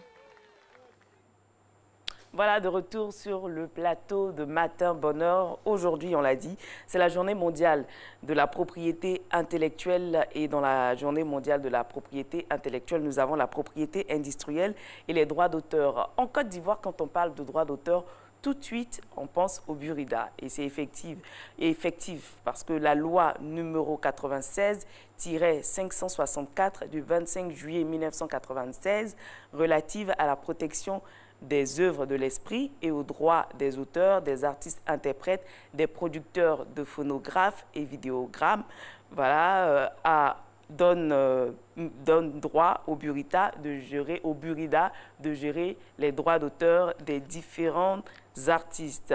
L'organisme de gestion collective du droit d'auteur et des droits voisins, c'est le Burida, et ses missions sont les suivantes. Délivrer les autorisations d'exploitation des œuvres artistiques et littéraires à lui confiées par ses membres, ainsi que par ceux des sociétés étrangères avec lesquelles le Burida a des contrats de réciprocité. Le docteur Djibril Madi est déjà là, il est dans nos locaux. Avec lui, on parlera de l'endométriose. C'est un mal qui touche essentiellement des femmes et beaucoup de femmes souffrent de ce mal-là, mais ce mal est totalement méconnu. Donc il sera avec nous pour parler de comment cela se manifeste, pourquoi ça se manifeste. Il va répondre à toutes les questions que vous vous posez certainement sur ce mal-là. Mais on va partir voir un tout petit reportage qui parle des voitures hybrides. Une voiture hybride cumule deux sources d'énergie pour avancer, l'électricité et l'essence. Lorsqu'elle démarre, le moteur électrique se met en marche. Il est alimenté par des batteries ou des supercondensateurs. Lors de fortes accélérations ou au-delà d'une certaine vitesse, un autre moteur à combustion thermique à essence prend progressivement le relais jusqu'à le supplanter complètement. La gestion des deux moteurs, complexe, est confiée à un ordinateur de bord qui analyse la vitesse, la pente, la charge des batteries et le freinage pour répartir l'effort. Une partie de l'énergie libérée lors du freinage ou en descente est récupérée pour recharger les batteries. Sur certains modèles, ces batteries peuvent également être rechargées sur secteur, procurant une plus grande autonomie électrique. On peut ainsi faire des trajets sans mettre en route le moteur thermique. Cette technologie permet de limiter les émissions de CO2 tout en conservant l'autonomie et les performances d'une voiture classique. Le principal point faible de la voiture hybride reste la batterie. D'un côté, pour réellement limiter les émissions polluantes, il faut une autonomie et une puissance électrique suffisantes et donc une batterie de grande capacité. De l'autre, plus les batteries sont grosses, plus elles coûtent cher. Elles sont le plus souvent au lithium, un matériau dont la rareté devient une préoccupation et sont très compliquées à recycler. Voilà, de retour sur le plateau de Matin Bonheur qui reçoit maintenant une entrepreneur. Donc, elle entreprend dans le domaine de la mode. Bonjour. Bonjour, madame. Vous allez bien? Oui, ça va bien. Bienvenue sur le plateau de Matin Bonheur. Merci. Vous êtes madame Nathalie Adjoa-Conan. Oui. Vous êtes styliste, modéliste. Oui. Alors, racontez-nous votre parcours. Nous, on veut savoir. Hein? Racontez-nous votre parcours. Comment en êtes-vous arrivé là? Ne deviens pas styliste, modéliste qui veut. Oui, vraiment, je suis du métier. Je suis du métier. Pendant 7 ans, j'ai étudié ce corps de métier. Vous avez étudié? En France, oui, en France et puis en Italie, que j'ai fait mes études de styliste modéliste. Et avec ça, j'ai eu un prix. J'ai eu le premier prix, la médaille d'or en Italie, dans le village de l'ancien président Sandro Pertini. L'école a organisé un concours de mode là-bas et j'ai eu le premier prix. Vous aviez toujours cette fibre de la mode en vous ou c'est venu au fil du temps? Depuis mon jeune âge, ma mère étant couturière, ma grand-mère aussi. Donc c'est de famille? Oui, c'est de famille. Et puis paraît-il que depuis mon enfance, quand j'avais 3 mois, on m'a présenté à mon arrière-grand-père que je n'ai pas connu. Il m'a vu bébé avant de mourir et il a dit, ces doigts, qu'est-ce que ces doigts peuvent faire si ce n'est qu'attraper des aiguilles? Donc c'était déjà signé. C'est une prophétie? Oui, oui, c'était une prophétie. C'était déjà dans mon sang. Et là, après les études en Italie, vous décidez de rentrer? Oui, je décide de rentrer. Avant de rentrer définitivement, en 80, j'ai bonne mémoire, avec l'ancienne animatrice Odette Souillet, j'avais fait une exposition vente. Parce qu'à notre époque, la couture n'était pas trop connue, très bien vue et tout. Et donc, je voulais faire une exposition vente pour voir, avec le contact de la clientèle, pour voir dans quelle mesure j'allais exercer mon métier. Parce que le sur-mesure, c'est ce qu'on fait ici. Et le prêt-à-porter, c'est ce que j'ai appris que je voulais bien faire. Mais il fallait passer par le sur-mesure. Donc, j'ai fait une exposition vente, j'ai fait un défilé à l'Hôtel Ivoire. Vraiment, ça a donné à l'époque... C'était en quelle année? En 85. 85. 84, 85, dans ces années-là. Et vraiment, là, il n'y avait pas beaucoup de stylistes? Non, non, nous sommes les premiers. La preuve en est, c'est le premier magazine de femmes d'Afrique. Le premier numéro, ce sont mes modèles qui sont dedans. Ah, quand même. Signé Nathalie Conan. Quand même. Oui. Donc, vous avez vu naître tous ces jeunes stylistes-là? Oui, oui, oui. Ce sont mes amis, Jules, Pathé, tous sont mes amis. D'accord, on va y revenir. On revient sur votre parcours. Après ce premier défilé? Après ce premier défilé, je suis partie encore à l'école, en Italie, pour continuer mes études. Donc, qu'est-ce que ça a donné? Les gens ont apprécié? Les gens ont apprécié. Vous avez été sollicitée après? Oui, et ma patronne, qui est une amie, parce qu'elle avait une usine, j'allais à l'école et je travaillais en même temps. Et elle m'a dit, ben, la boutique ne va pas être avantageux pour toi. Donc, il faut commencer par le sur-mesure. Et avec le sur-mesure, tu as contact direct avec la clientèle et leur expliquer un peu ton métier. Et c'est comme ça que tu peux avancer. Parce que le style, ce n'est pas payé en Afrique. Quand le client vient, moi, je dessine. Je lui fais des propositions, quelque chose qui colle à son image et tout. À ça, on ne considère pas ça. Et ça, c'est payant, le dessin? Bon, en fait, on met tout dans le prix. Ah, on met tout dans le prix, mais ce n'est pas payé comme on souhaitait. Mais si j'arrive à mettre l'industrie, l'usine sur pied, les gens comprendront. Ils feront la différence entre les deux. Ça, c'est votre objectif? Oui, ça, c'est mon objectif. Mettre une usine sur pied pour pouvoir produire à grande échelle. Oui, à grande échelle, oui. Et là, on comprendra le sur-mesure, on fera la différence entre le sur-mesure et le prêt-à-porter. Le prêt-à-porter. Mais de plus en plus, on commence à faire la différence. Oui, oui, ça commence quand même. Et vous êtes satisfaite? Oui, je suis satisfaite. De la vision des Ivoiriens face au stylisme? Bien sûr, bien sûr. Nous, au début, on a bataillé fort pour pouvoir mettre ce produit, c'est-à-dire le pagne en valeur. Tout ce qui est tissé. Moi, tout ce qui est tissé, tout ce qui est pagne et tout, avec Risedou, à l'époque, on a essayé de mettre ce produit-là en valeur. Aujourd'hui, ça a beaucoup pris. Ça a beaucoup pris. Et vous, votre marque de fabrique, c'est laquelle? Parce qu'il y en a qui utilisent le raffia, il y en a qui utilisent les pagnes baoulés, les pagnes gourou, les pagnes traditionnelles. Et vous, c'est quoi votre marque de fabrique? Moi, c'est tout ce qui est tissé. Parce que quand je suis venue, ma vision, c'était de mettre tout ce qui est tissé en valeur. Parce que mon grand-oncle, était tisserand. Paix à son âme, il était tisserand. Donc, à travers tout ce qu'il faisait, j'étais toujours à côté parce que, comme je dis, c'était dans le sang. Donc, je regardais son métier à tisser, chaque fois qu'il faisait des choses et tout. Et ça me donnait des idées. J'ai dit, mais avec ça, voici comment on peut assembler, comment on peut faire ceci, cela. J'ai fait des blousons, des tenues, choses en pagne baoulée et tout. Oh, malheureusement, on n'a pas d'image. Oui, oui, bon. Ça doit être beau. Parce que, bon, c'est juste, le temps est juste, ben, ça sera une autre fois. Et vous arrivez à exporter, à le vendre à l'international? Bon, pour le moment, je n'ai pas fait ça parce que en 2009, j'ai fait une exposition au Dalmac. J'ai fait un défilé au Dalmac, suivi d'une exposition. Avec l'artisanat, on est parti, avec la Chambre des métiers, on est parti faire. C'était pour montrer un peu la culture de l'Afrique de l'Ouest. Donc, vraiment, ça a cartonné là-bas et c'était vraiment intéressant. Mais avec l'atmosphère du pays, non guerre, ni... enfin, bref, tout ça, ça ne nous a pas arrangé. Donc, maintenant, ça va? Oui, oui. Donc, vous allez relancer? Oui, je vais relancer. C'est sûr. Alors, quelles sont les qualités indispensables pour faire ce métier-là?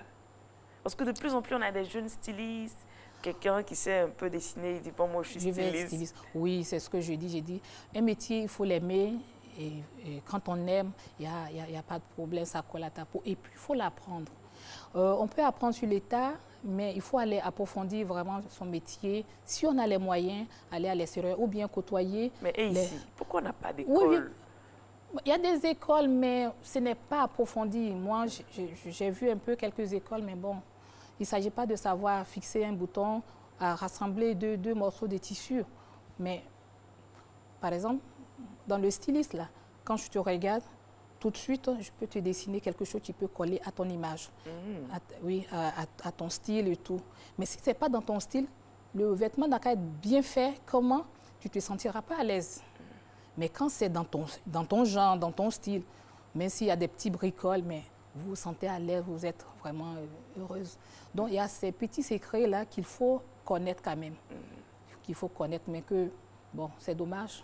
Mais vous, en tant que doyenne, est-ce que vous n'avez pas, dans vos différents projets, une école de formation? Si, j'ai tous ces projets-là dans mon sac, mais il faut avoir les moyens de pouvoir les réaliser. Depuis tout ce temps? Oui, c'est pour cela que j'allais à des expositions. D'accord. Et même j'étais au Mali, on avait fait des expositions là-bas. Pendant les expositions, vous rencontrez des gens qui aiment vos produits et qui prennent contact avec vous, qui disent, bon, écoute, est-ce qu'on ne peut pas mettre quelque chose sur pied? On peut s'associer, tous ces grands couturiers de renom en Europe, ils sont coachés. Derrière eux, c'est toute une grosse machine qui tourne. Peut-être c'est Yves Saint Laurent, on voit au devant, mais c'est toute une machine qui est derrière. Mais nous, ici, tu es au four, au moulin et tout en même temps, parce que quand tu vas demander un fonds pour faire pour mettre une usine sur pied, c'est beaucoup d'argent. On ne te fait pas confiance. Est-ce que vous mettez suffisamment en avant les avantages? Bon, peut-être qu'on ne le met pas assez, mais je pense que quelqu'un qui connaît dans le domaine que nous travaillons, un styliste modéliste de profession, quand on regarde ton parcours et ce que tu as fait, automatiquement, en Europe, les banques vont tout de suite te sponsoriser. Ils te font tout de suite confiance, tu vas mettre ton projet sur pied et on te suit. On te suit. Mais là, tu as besoin de 100 francs, on te donne 25 francs. C'est-à-dire, tu as ça à la gorge, tu ne peux rien faire. Tu ne peux pas. On te dit, bon, c'est trop pour ce que tu demandes là et tout. C'est parce qu'ils ne connaissent pas. Quelqu'un que tu connais bien, on te donne vraiment les moyens qu'il faut. C'est des emplois qu'on crée, c'est beaucoup de choses qu'on fait, on met en place. Alors, on va partir pour la pub. Quand on va revenir, vous allez certainement nous donner tout ce qu'il faut, nous donner les avantages, hein, oui. Afin qu'on ne sait jamais, il y a des gens qui nous regardent, ils pourraient se dire, ah, il faut que je finance cette femme pour qu'elle mette sur pied une usine. Allez, on part pour la pub.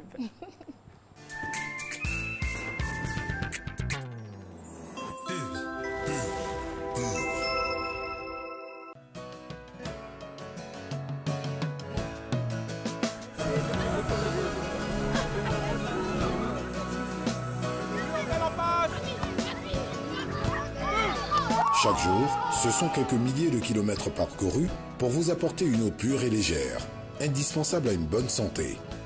Vous livrer une part de bien-être est ma meilleure récompense d'une journée de travail ardu. Céleste, pure et légère.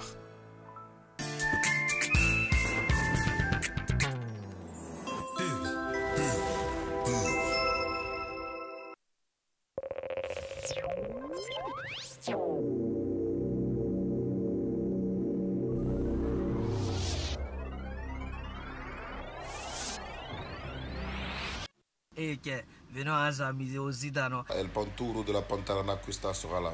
Bien sûr, Bon, le coco sera sur les platines. Faut venir, tu vas rire jusqu'à nappe de tes lèvres, là, vont se couper. Venez nombreux, on va faire la fête ensemble. Ça sera du feu, vous connaissez. On viendra faire le tour à travers des mix. Ramatoulaye sera présent, faut pas douter. Venez, venez, venez.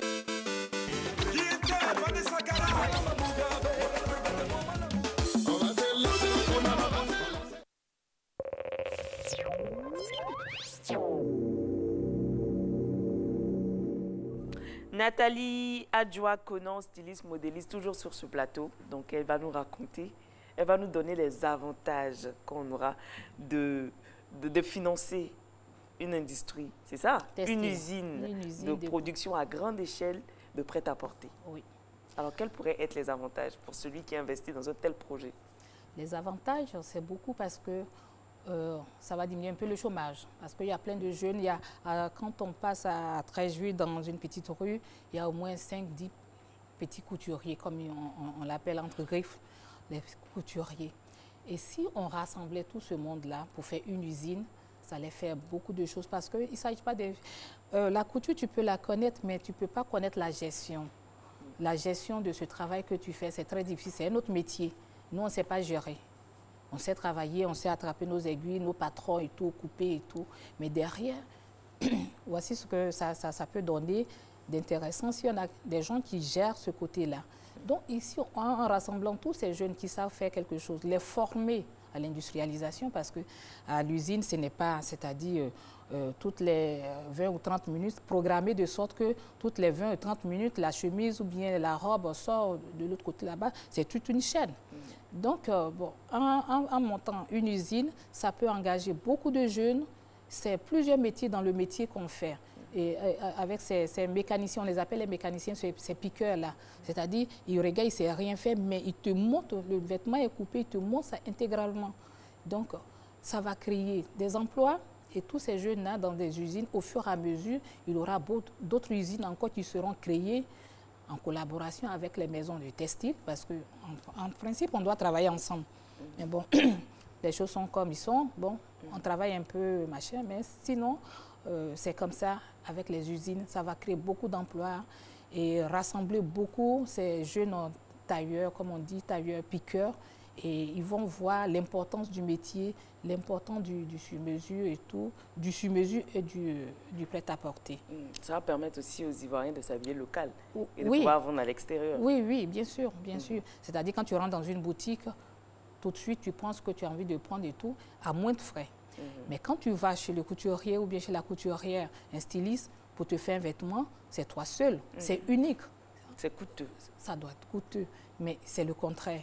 Mais quand on mettra ces boutiques sur pied, les gens verront l'importance du sur-mesure. Parce que là, c'est ton choix du tissu, c'est ton choix le modèle qui colle à ta peau, à ta morphologie, à ton style et tout. Et tu es content, tu es à l'aise. Il n'y a rien de tel quand une femme sort, elle se dit qu'elle est seule dans son modèle, elle est fière. Mais quand vous avez le même modèle multiplié par plusieurs, on est un peu gêné et tout. Donc, on va voir la différence. Oui. Est-ce qu'il y a une différence entre un tailleur, un couturier, un styliste et un modéliste? Oui, il y a une différence, mais ici, on mélange tout. Le styliste, ça commence par le styliste. Le styliste, il conçoit. Pendant la tendance, on dit, bon, cette année, c'est le rouge, c'est le noir, c'est les badef. Bon. Lui, il est là, il prend son crayon, il commence à dessiner sa collection pour une grande maison, quand tu auras des boutiques. Donc, le styliste, là, ça va payer. Et lui, il fait les tendances et tout ça, là, il dessine. Et après, maintenant, le modéliste, lui, il va faire le patron. Il va faire le patronage et tout pour exécuter, pour mettre en forme ce que le styliste a dessiné sur le patron et tout. Et il y a le coupeur, il va à l'usine couper, ou bien si c'est... Bon, il va faire la coupe. Et puis maintenant, on fait le montage. C'est les piqueurs, on les appelle les mécaniciens. Ils sont très doués. Ils sont très doués dans ça. Le vêtement est coupé, il a vu la photo, il te montre ça intégralement. Soit celui-là montre le col, l'autre montre la manche, l'autre montre ceci, cela, et ça sort là-bas. On les appelle les piqueurs. Maintenant, la personne qui a cette maison, qui englobe tout ça là, c'est le couturier. C'est-à-dire, lui, le patron qui englobe tout ça là, c'est le couturier. Donc, en un mot, là, on a l'impression que votre métier ne nourrit pas son homme. Si, le métier nourrit son homme. Quand on est bien organisé. Oui, quand on est bien organisé et tout, le métier nourrit son homme, franchement. Et moi, je suis tellement content, je suis tellement fière de ce que je fais que vous touchez tout le monde. Vous touchez tout le monde. C'est intéressant parce que du président jusqu'au planteur, jusqu'au, bon, je sais pas, au plus bas, vous les habillez, vous les côtoyez, vous rentrez partout. Toutes les couches sociales. Oui. Oui. Vous êtes côtoyé, vous côtoyez tout le monde aussi. Côtoyez tout le monde. Quand on connaît son métier, ça nourrit son homme, franchement. Alors, on va terminer avec un conseil. Parce que cette rubrique-là, c'est pour galvaniser les jeunes, à motiver ceux qui hésitent encore à se lancer dans l'entrepreneuriat. Il y a certainement certaines personnes qui sont là, en face de vous, qui veulent se lancer dans ce métier-là. Un tout dernier conseil. Ce que je peux donner comme conseil, que ces jeunes-là, ils savent qu'ils fassent des études quand même. Qu'ils fassent des études. Et puis, qui partent vers les professionnels pour se former. S'ils n'ont pas les moyens d'aller en Europe pour se former, qui partent vers les professionnels pour se former. Il y a plusieurs choses à apprendre dans le métier. Et puis, s'ils aiment vraiment la chose, ils s'y donnent, il n'y a pas de raison qu'ils ne s'en sortent pas. Merci beaucoup, Madame Conan. Madame Nathalie Adjoa Conan, elle est styliste, modéliste, donc elle est venue sur ce plateau nous raconter son parcours et bien sûr nous galvaniser. On espère que vous avez bien pris note de ces différents conseils et vous serez... Sinon, c'est Natican. Natican, la marque c'est Natican. La marque c'est Natican. Natican. Oui. Voilà, merci beaucoup. Amen. Allez, on poursuit notre émission avec la toute dernière partie. Docteur Djibril Madi, il est là, il est avec nous. Avec lui, on parlera de l'endométriose, un mal qui touche une femme sur 10. C'est un mal sévère qui touche beaucoup de femmes. Donc, il sera avec nous pour nous éclairer sur la question. Mais avant, cet élément vidéo.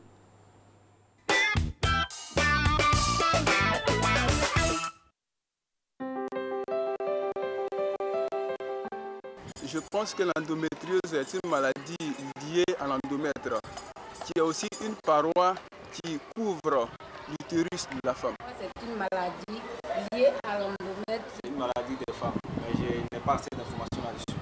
Peu connue de la population, l'endométriose est une maladie gynécologique chronique, généralement récidivante, qui touche une femme sur 10 en âge de procréer. L'endométriose est un processus inflammatoire au niveau de l'endomètre. Le reflux menstruel rétrograde constitue le reflux de sang par les trompes dans la cavité abdominale lors des règles. Ce processus induirait des fragments d'endomètre qui s'implanteraient alors à l'extérieur de l'utérus. Comme symptômes de l'endométriose, on peut citer les kystes. C'est lorsque une femme passe des rapports sexuels avec son homme, elle a l'impression qu'elle a de fortes douleurs au bas-ventre. Les symptômes évocateurs de la maladie pouvant alerter la femme quant à consulter le gynécologue diffèrent d'une femme à l'autre. Dans la plupart des cas, chez les femmes souffrant d'endométriose, la douleur est évoquée. Cette douleur peut se manifester de différentes manières pendant les règles et pendant les rapports sexuels. La patiente peut aussi être victime de douleurs pelviennes fréquentes qui peuvent avoir lieu lors de la défécation. Par ailleurs, il peut s'agir de douleurs abdominales et de douleurs lombaires. D'autres facteurs qui interviennent parmi les signes de l'endométriose sont les règles abondantes, les cycles menstruels perturbés, à savoir les saignements principalement prémenstruels, l'apparition de kystes, de troubles gastro-intestinaux, la fatigue constante, la brûlure urinaire et le sang contenu dans l'urine. Parfois aussi, l'endométriose est asymptomatique. La maladie est découverte lors d'un bilan de fertilité suite à la difficulté de concevoir un enfant. Cependant, certaines méthodes peuvent aider les femmes à prévenir ce mal. On peut prévenir l'endométriose en mangeant sainement. Pour prévenir l'endométriose, on peut faire du sport. Si tu ne peux pas faire beaucoup de sport, il faut faire la marche. Les mesures de prévention de l'endométriose peuvent se faire par l'adoption de règles d'hygiène de vie saine basées sur une alimentation équilibrée et variée, en privilégiant au quotidien une consommation d'acides gras, oméga 3 et d'oméga 6, qui présentent des effets anti-inflammatoires. En complément et surtout dans le cadre de la gestion de la douleur, la pratique du yoga, de la sophrologie et le massage de l'abdomen avec des huiles essentielles de néroli, d'amande douce ou de ricin sont recommandées. Voilà, nous sommes de retour sur ce plateau. Cet élément-là nous donne plus ou moins une idée de ce qui est, de ce que c'est que l'endométriose, et notre docteur est sur ce plateau pour nous donner les détails. Donc on va revenir sur pratiquement toutes les informations que nous avons reçues, notamment la définition. Bonjour docteur. Bonjour. Vous allez bien? Je vais très bien, merci. Vous êtes chez vous? Oui. On va revenir sur la définition de l'endométriose. Oui. En fait, qu'est-ce que c'est? Oui, en fait c'est au niveau de la paroi interne de l'endomètre, de l'utérus, que se développent justement des cellules. Normalement, il y a des cellules au niveau de la paroi interne. Et ces cellules, pendant le premier cycle, ces cellules se développent. Et lorsqu'il n'y a pas fécondation, lorsque la femme il n'y a pas eu d'enfant, d'énidation, alors cette paroi interne-là va être dégradée par les règles. Mais malheureusement, c'est que dans l'endométriose, il y a un segment rétrograde.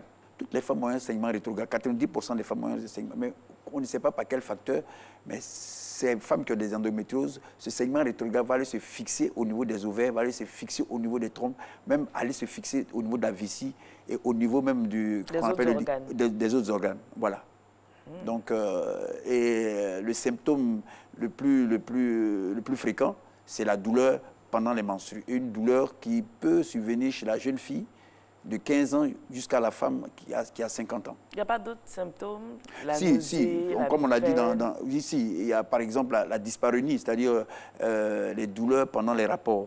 Et aussi, il y a aussi ce qu'on appelle la dysurie, c'est-à-dire que lorsque la femme fait pipi, elle a très mal. Elle a très mal. Et parfois même, il peut y avoir même ce qu'on appelle une hématurie, c'est-à-dire juste des saignements pendant l'émission des urines. Il peut y avoir aussi pendant la défécation, c'est-à-dire quand elle va à la selle, quand elle pousse, elle a très mal.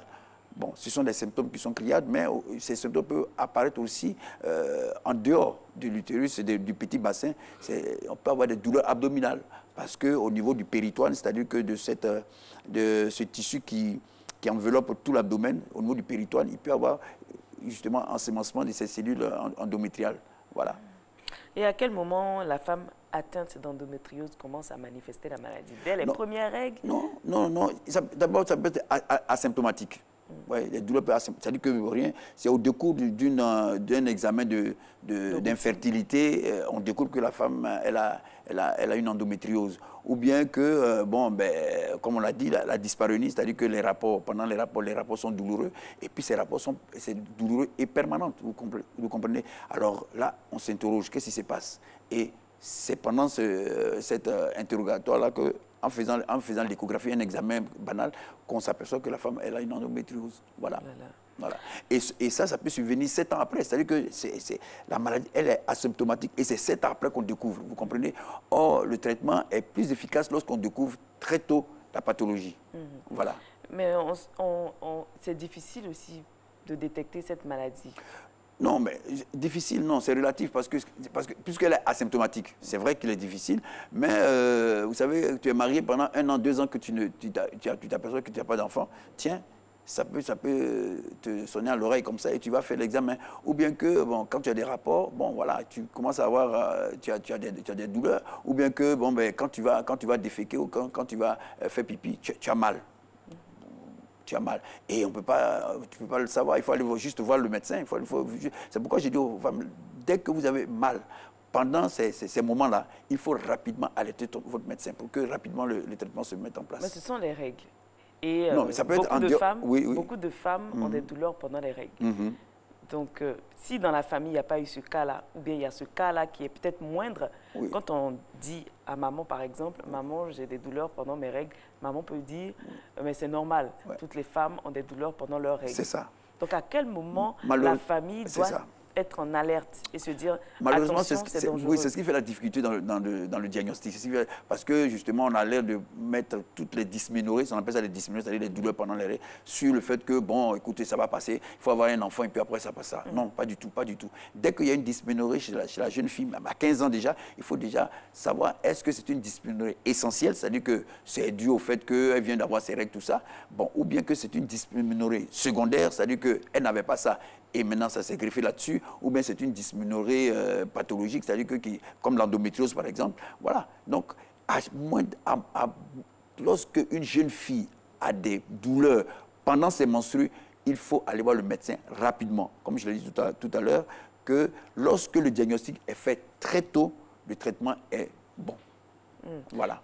J'ai suivi un reportage dans lequel une jeune dame, elle avait des douleurs dès l'âge de 13 ans pendant ses règles. Elle allait voir un gynéco qui lui a dit que c'était normal. Donc à 13 ans, elle était sous pilule. Oui. Jusqu'à ce que le gynéco, jusqu'à ce qu'elle ait 25 ans, le gynéco est allé à la retraite. Donc elle allait consulter un autre gynécologue qui lui a dit attention, c'est pas normal, vous êtes atteinte d'endométriose de stade 1. Donc ils ont fait des examens, elle allait voir un autre médecin qui lui a dit c'est de l'endométriose, mais plutôt de stade 4. Donc ça veut dire qu'il y a plusieurs stades. Et que même les médecins aussi, ça peut leur échapper. En fait, il faut mettre en place une batterie d'examens. Il faut mettre en place une batterie. Peut-être que le premier médecin, il a juste vu la partie superficielle, mais il n'a pas fait une cystoscopie, il n'a pas fait une échographie endovaginale, il n'a pas fait peut-être d'IRM, peut-être le troisième médecin, peut-être il allait plus en profondeur, il a fait l'IRM, ou bien il a fait une échographie endovaginale, ou bien voire même il a fait même une cystoscopie. Il a fait une cystoscopie, c'est-à-dire il a pris un appareil, il est rentré par le vagin et puis il allait voir un peu ce qui se passe. Bon, voilà. Plus tu as du matériel pour pouvoir faire le diagnostic, alors voilà, tu pourras éventuellement sauver tes patientes. Voilà. Et je crois que le premier, bon, lui, il allait à la retraite, là, vous voyez un peu, la malade s'est sentie un peu seule. Et puis, bon, quand elle est repartie voir l'autre, bon, pendant ce temps, tout a évolué. Parce que c'est évolutif. Justement, il a suivi depuis ses 13 ans, jusqu'à ce qu'elle ait 25 ans. Ça veut dire que il y a quand même beaucoup d'années. Oui, mais parce que c'est évolutif, hein, vous comprenez? Parce que c'est un segment rétrograde. Donc, ça peut d'abord atteindre l'utérus lui-même, et puis ensuite atteindre les trompes, et ensuite les ovaires, et ensuite aller se figer aussi dans la vessie, aller se figer dans le rectum. Au fur et à mesure, au niveau du ligament utéro-sacré, voilà, ça se fixe dans le petit bassin. Et puis après, maintenant, ça peut aller même se fixer au niveau des poumons. Ah oui, ah oui. Ah oui, et là, ça devient morbide. Ah ouais, là, ça devient morbide, voilà, au niveau des poumons. Il faut le savoir, il faut le savoir. Il faut que les pneumologues puissent savoir qu'il peut y avoir une femme qui se plaint, qui s'est déjà plainte de douleurs abdominales ou bien de douleurs pelviennes. Et après, maintenant, qu'il commence à avoir des douleurs au niveau du poumon, au niveau de la cage thoracique, il faut être alerté pour dire que, tiens, elle peut faire une endométriose pulmonaire. D'accord. Il y a combien de stades? Il y a 4 stades. Il y a 4 stades. Ouais. On va revenir sur les particularités des différents stades. Alors, au premier stade. Au premier stade, bon, c'est seulement pendant les règles. Pendant les règles, elle a très mal. Elle a un inconfort, elle est anormalement fatiguée. Voilà. On fait une échographie, on dit tiens, l'utérus est inséminé de petits kystes. Voilà. Maintenant, deuxième stade, on monte vers les ovaires. Vous comprenez? On monte vers les ovaires. Troisième stade, on monte vers la région pelvienne, c'est-à-dire la vessie, le rectum et puis les ligaments utérosacrés. Et le quatrième stade maintenant, c'est l'atteinte du péritoine et les organes qui sont très loin, c'est-à-dire le poumon. Comment on soigne ce mal-là? Alors, on le soigne, on ne le guérit pas malheureusement. On le soigne. Bon, tous les gynécologues se mettent d'accord pour dire que c'est l'hormonothérapie, c'est-à-dire qu'il faut supprimer la survenue des règles, il faut les supprimer, il faut supprimer carrément. Pas supprimer, mais pour un temps. Pour un temps, il faut donner des oestroprogestatifs, ou bien carrément à long terme. À long terme, pour ne pas que, justement, elle fasse ses règles, parce que c'est quand elle fait ses règles que ces choses se déclenchent. Mais ça ne peut pas, ça entraîne une rémission, mais ça ne guérit pas la chose, vous comprenez? Parce que si c'est au niveau du pelvis, ça peut marcher. Mais et si c'est en dehors du pelvis, si c'est au niveau du péritoine, dès que les cellules viennent, ces mêmes cellules-là qui sont développées au niveau des lendemains, ces mêmes cellules vont commencer à saigner aussi au niveau du péritoine. C'est ça le problème.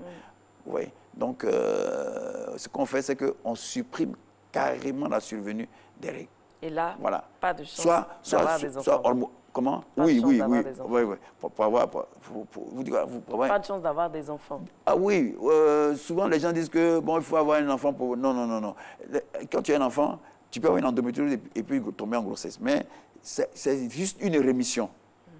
C'est juste une rémission, mais on n'en guérit pas. Alors, et on a trouvé que dans 87% des cas, il est difficile à une femme justement d'avoir un enfant avec l'endométriose. Voilà. Parce que ça fait très très mal.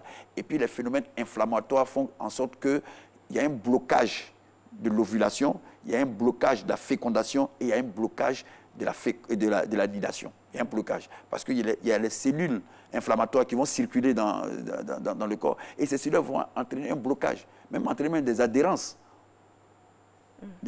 Une adhérence, c'est-à-dire empêcher l'ovaire de pouvoir pondre l'ovule, vous comprenez, et de pouvoir happer, et la trompe de happer. Donc quand il y a une adhérence, là c'est fini, tout est bloqué. Voilà. Donc il y a ce phénomène inflammatoire pendant l'endométriose qui entraîne justement le problème. Alors, est-ce que le mal est héréditaire? Oui, bon, on a trouvé qu'il y a un facteur génétique. Il y a un facteur génétique parce que moi j'ai vu 2 ou 3 cas comme ça où c'était dans la même famille, vous comprenez? Il y a un facteur génétique, il y a un facteur environnemental aussi qu'il faut considérer parce que ce n'est pas toutes les femmes qui font l'endométriose, vous voyez. Il n'y a que à peu près 25% des femmes qui font cela. Mais vraiment, c'est un mal qui est très, qui est insupportable pour les femmes. Insupportable. Malheureusement, parfois on s'amène à faire une hystérectomie, c'est-à-dire enlever totalement. Mais tu fais une hystérectomie à une jeune fille qui a 25 ans, comme la jeune fille, mais elle n'aura plus d'enfants, vous comprenez? Parce que ça traîne un inconfort et ça indispose la femme. Oui, parfois même ça crée des situations dans le foyer. Ça crée des situations dans le foyer parce que la femme, elle a très mal, elle est anxieuse, elle est angoissée quand les règles vont venir, elle est angoissée et tout ça, vous comprenez? On va revenir. Et aussi, comme on l'a dit, les rapports sexuels sont très rares. Et on va revenir au traitement. Vous avez dit que ça ne se guérit pas, mais ça se soigne. Ça se soigne. Parce que malheureusement, même avec la chirurgie qu'on a dit, tu fais une hystérectomie, mais et le problème du péritoine. Et si jamais le péritoine, au stade 4, où il y a une insémination au niveau du péritoine, tu ne peux pas, vous comprenez? Et puis aussi, s'il y a aussi un problème au niveau du poumon, on fait comment? Vous comprenez? C'est pas seulement en faisant de la chirurgie. Mais ça se guérit? Il y a une rémission. C'est-à-dire, là, on associe la chirurgie et l'hormonothérapie. On associe les deux. Voilà, on associe les deux, on donne les oestroprogestatifs, on fait la chirurgie et on donne les hormones. Là, ça régresse. Voilà, ça régresse, mais ça ne guérit pas totalement. Ça régresse. Il y a une rémission qui peut durer d'une femme à une autre, qui peut durer 1 an, 2 ans, mais après, bon, voilà. Et il y a certaines femmes qui sont hospitalisées à chaque règle. Oui. Effectivement, mais oui, c'est ce que j'ai dit. J'ai dit que c'est un mal endémique, c'est-à-dire que à chaque fois que les règles doivent venir, mais elle est dans une. Mais malheureusement, c'est que il faut avoir aussi les moyens pour pouvoir payer ces médicaments. Justement, voilà, il faut avoir les moyens. Il faut avoir les moyens. C'est très coûteux. Ça, c'est vrai. C'est très coûteux parce que parfois on fait des injections comme ça. Et je n'ai pas vu le nom du médicament, mais c'est très coûteux. Donc celles qui n'ont pas suffisamment de moyens, 150, 160 000 francs. Comment? Celles qui n'ont pas suffisamment de moyens, comment elles s'en sortent?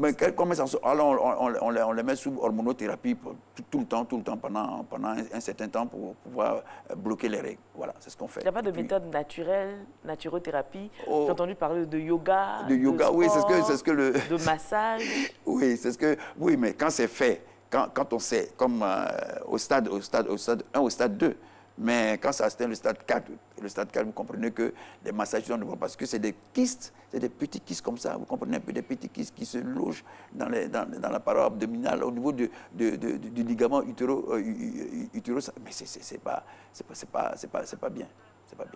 Même le massage ne pourra rien faire, le massage ne pourra rien faire. Voilà. Ça m'étonne même qu'on dise que ça dépend du stade, hein. Mais lorsque c'est asymptomatique, que dès qu'on découvre ça, là, c'est possible. Avec toutes les méthodes qu'ils ont dites là, le massage, le yoga, tout ça. La naturothérapie. Voilà, la naturothérapie, ça peut éventuellement faire. Et vu que ça concerne les femmes qui font leurs règles, donc si on arrête à la survenue des règles, on résout le problème. On résout le problème. Elle n'a plus mal. Mais oui, mais mieux vaut ne pas avoir mal, très mal. Mais parce que ça entraîne un inconfort. Quand on t'hospitalise, tu comprends un peu ça? Vraiment, quand on bloque les règles, moi j'ai vu des dames, quand on a bloqué les règles, elles se sont senties soulagées. Est-ce qu'il n'y a pas d'effet secondaire? Oui, mais évidemment, tu mets une femme en aménorrhée, c'est sûr que tu vas avoir des problèmes. Il va avoir un problème osseux, il va avoir un problème de bouffée de chaleur, il va avoir un problème d'hypersudation. Il y a tout ce désagrément. Ça, la ménopause précoce. Oh, c'est ça, oui, tu la mets en ménopause précoce carrément, donc avec toutes les conséquences que cela engendre. Voilà. Mais c'est moins douloureux. C'est moins acceptable. Comment? Il faut choisir le moindre mal. Il faut choisir le moindre mal. Et toutes les femmes ont toujours choisi le moindre mal. Elles se disent, bon, il est mieux que je sois comme ça que d'avoir des douleurs jusqu'à ce que je m'évanouisse et qu'on m'hospitalise. Voilà. C'est une femme. Mais il y a des femmes quand même qui arrivent à procréer par insémination. Oui, si c'est par insémination, oui, c'est possible. Par insémination, c'est possible. Mais il y a des dispositions. Il y a des dispositions à prendre. Il ne faut pas qu'il y ait une atteinte des ovaires.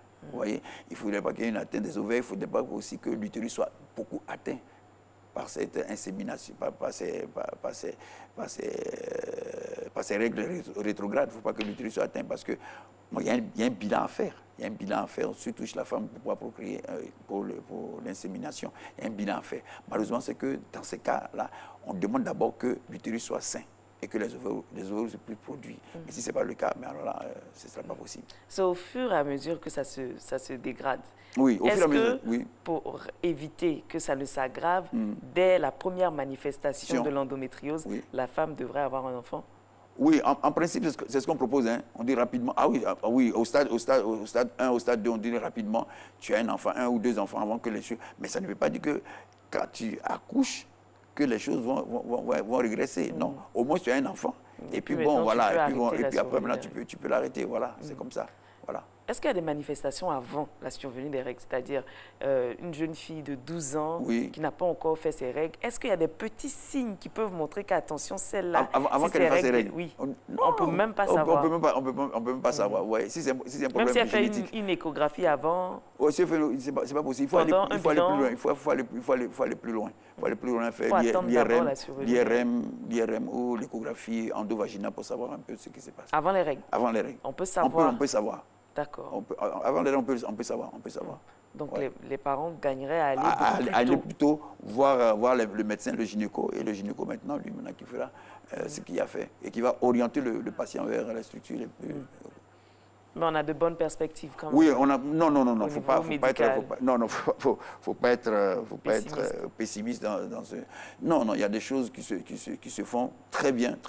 Ça, la médecine évolue. Et puis, surtout les techniques de diagnostic. Surtout les techniques de diagnostic qui sont là. Et ce sont les techniques de diagnostic qui nous permettent justement d'arriver à pouvoir classifier ces endométrioses et puis rapidement prendre des précautions. Et vous avez des cas? Oui, il y a des cas, beaucoup de cas. C'est surtout en cas d'infertilité. C'est surtout en cas d'infertilité que moi je vois ces cas-là. Voilà, c'est surtout en cas d'infertilité. Elle vient lui, bon, docteur, ça fait 3-4 ans, je n'ai pas d'enfant. Quand tu fais l'écho, il y a une endométriose. Voilà, tu fais une endométriose et puis maintenant tu commences à l'interroger. C'est pendant tes règles. Tu as des douleurs? Oui, j'ai des douleurs. Est-ce que pendant la miction, quand tu vas faire pipi? Oui, souvent ça me titille, mais c'est passager. Ah, mais il faut ça. Ou bien que, voilà, quand j'ai des rapports avec mon mari, mais je ne comprends pas, j'ai mal, de temps en temps j'ai mal, mais mais là, il faut déjà être à l'aise. Voilà. Est-ce qu'il y a a une connaissance de ce mal-là? Parce que les gens, avant de venir, les gens sont plus ou moins informés. Ils ne sont pas informés, pas du tout. Ils ont déjà une idée de ce que c'est, non, ils ont déjà entendu parler non, de jamais, ça. jamais. Non, beaucoup de femmes n'ont pas... Pourtant, il y a une journée, hein. Il y a une journée mondiale de l'endométriose. Il y a une journée mondiale de l'endométriose. Je crois que c'était dans le mois de mars. De mars, voilà. Dans le mois de mars, il y avait une journée. Malheureusement, il n'y a pas eu tellement pas de publicité, mais d'informations sur cela. Mais sinon, il faut que la femme soit renseignée sur ce mal-là. Heureusement qu'il y a Matin Bonheur. Heureusement, là. Et c'est sûr qu'après, aujourd'hui, beaucoup de femmes sauront faire attention. Oui, elles sauront faire attention. Même chez la femme ménopausée aussi. Hein, chez la femme ménopausée aussi, il faut faire attention parce que ça peut survenir comme ça chez la femme ménopausée. Il y a des mots de prévention? Oh, les mots de prévention, prévenir une endométriose. Non, c'est juste savoir, être informé. Voilà, être informé. Donc, faire régulièrement des bilans de santé. Voilà, faire un bilan de santé tous les 6 mois. Dès qu'il y a une douleur qui anormale et qui te met dans des états de pouvoir mais elle est prostrée. C'est une douleur qui fait très mal. Vous comprenez? Parce que il y a une atteinte polymorphe de tous les organes du petit bassin et ça fait excessivement mal. Voilà. Donc, dès que cette douleur apparaît nette, il faut rapidement voir le médecin pour ne pas qu'on arrive au stade 4 et qui est le stade vraiment difficile à pouvoir maîtriser. Merci beaucoup, docteur. C'est moi qui vous remercie. Merci pour toutes ces informations très, très précieuses que vous nous avez données aujourd'hui. C'est sûr qu'à partir de ce jour, les parents feront attention, les papas, les mamans. Les femmes aussi. Si vous avez un petit mal, tout de suite courez chez le médecin, faites les examens qu'il faut et puis vous saurez quel traitement suivre. Surtout que les techniques maintenant sont très développées. Il y a beaucoup de techniques. La cellule est là, il y a l'IRM, l'imagerie par résonance magnétique, il y a tous ces examens. Il y a la paroscopie qu'on peut faire, il y a tous ces examens qu'on peut faire pour diagnostiquer ce mal. Voilà. Pour qu'on arrive à un stade avancé. Voilà, merci beaucoup. Donc c'est sur ces mots qu'on va se dire au revoir. On va se donner rendez-vous demain sur ce même canal. Au revoir.